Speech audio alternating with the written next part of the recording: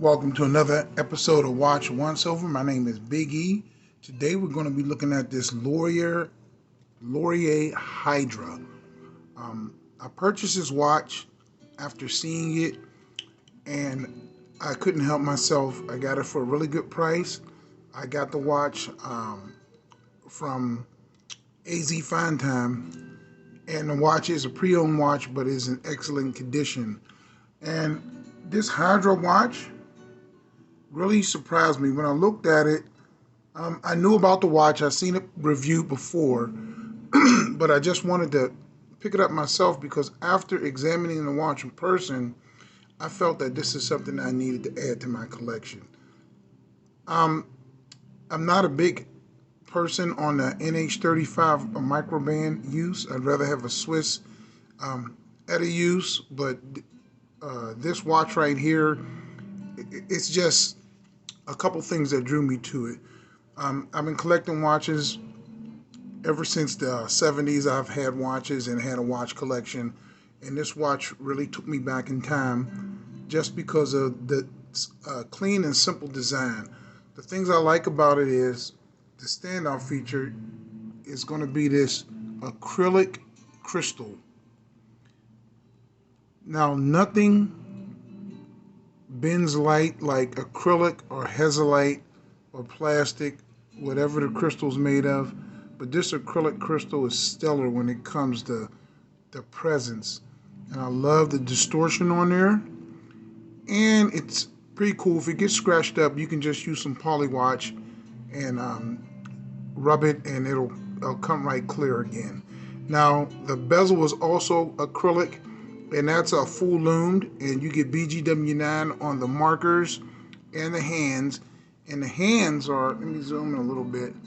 The hands are gilt. Then you have a gilt painting around the drawn on indices. Then you have that chevron logo, sergeant logo, right under 12 o'clock. The Laurier printing is excellent. It's not overcooked, not overdone. You also have some red printing for the depth rating down at the bottom. You have a trapezoidal date window that's surrounded by gold. Same colored date wheel as the dial, which is a nice touch. And then you have that gilt seconds track all the way around. And the way this thing plays with light, there's no other watches, unless you're going to get a watch with a hezolite crystal or a plexiglass. You're not going to be able to recreate this, even with a domed sapphire. It just doesn't bend the light or refract the light the same way. Now, this has a 120 click bezel, real nice, no back play. And this company is I guess a husband and wife team based in New York now. And this watch is just a stellar watch as far as the finishing goes. The brushing is nice. You got a nice big bold screw down crown with the chevron on the side. Nice knurling on the crown. The crown is huge. And of course, crown guards, you know, I don't really care about that. You have a nice coin-edge bezel. Look at the delineation and the transfer of that beautiful polishing as it glides into the nicely topped off drilled lugs. And the bracelet on here is A1. This is one of the most articulating bracelets I've ever seen on a microbrand. And it's fashioned with screws, not pins and collars. It's all solid end links. It has a nice drape, a nice taper. You do get a rather pedestrian buckle, twin trigger deployant. It's nicely finished though, and it has some chamfering on the side with polished edges. But you only get 2 micro adjusts. Something you're going to have to live with. As I say, there's always something in every watch. It doesn't matter. You get a sterile case back, which I appreciate. I don't need nothing extra on the back. I'm so glad it doesn't have a see-through window, because the NH35 ain't nothing to be gawking about or bragging about. But it is a workhorse movement, pedestrian movement, and that's a good thing. Now I'll pop this on the time grafter before I do some measurements. Then we'll do a loom shot.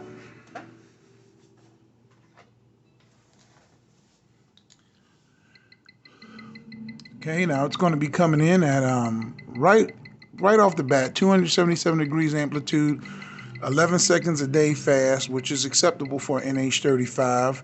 You get a 0.4 seconds, a milliseconds beat air, and 21,600 vibrations an hour. Drop down to 10 seconds, and it'll probably even out right around there as far as what I saw, what was going on with it.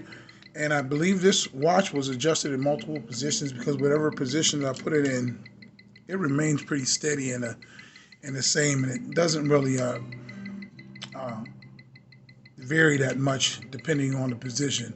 So with that, this watch is a pretty good movement. It's not chronometer specs, but it's still a pretty good movement. Now I'm gonna do a quick Loom shot. I'll charge it up with my black light. Has a copious amount of BGW9, and we'll take a look at that. That is the Loom right there. You get a fully loomed bezel, acrylic bezel, full loomed hands, second hand, and the indices glow really bright. And this Loom lasts all night.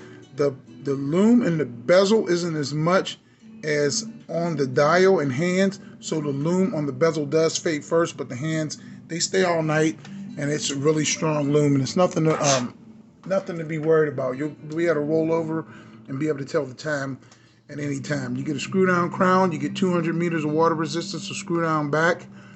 And this watch is it's a lovely watch.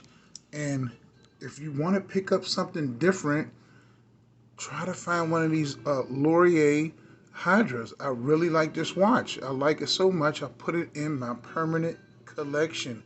Right now, this is my only micro brand. My Steinhardt I don't consider a micro brand no more, but this is my only micro brand I'm rocking right now, and this is it's a peach. Let's do some quick measurements, and then I'll show it to you on my wrist.